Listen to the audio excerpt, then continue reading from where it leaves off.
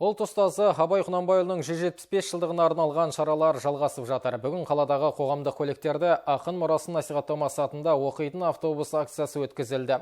Шара барысында ақын өлеңдері оқылып, әндері орындалды.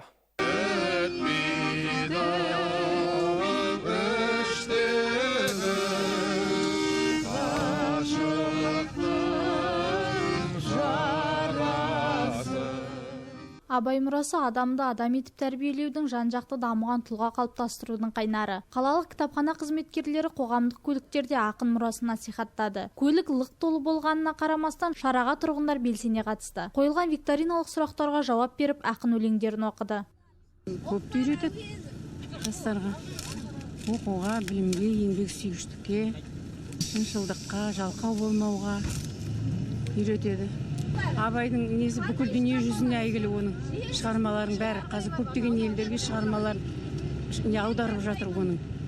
Сондықтан жастарға оқыңдар деймін Абайдың әндерін, өлеңдерін. Аялдамалардағы тұрғындарды назардан тыс қалған жоқ. Оларға Абай бейнесі мен өлеңдері жазылған жадынамалар, күнтізбелер таратылды. Мерейтой аясында қалалық тілдерді дамыту бөлімі басқа да тың жобаларды қолға алған.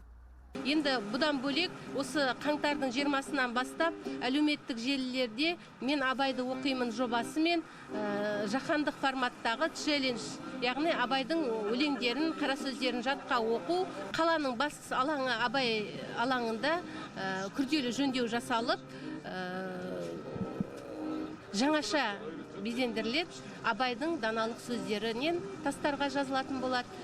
Сол жұмыс қолға алынады. Акция алдағы күндерде жалғасын таппақ. Ұйымдастырушылар қала тұрғындарын Абай мұрасын насихаттауға шақырады. Ажаргүл Алиева, Айбек Сағынғалиев, Айдос Қисымов, Ақжайық телеарнасы.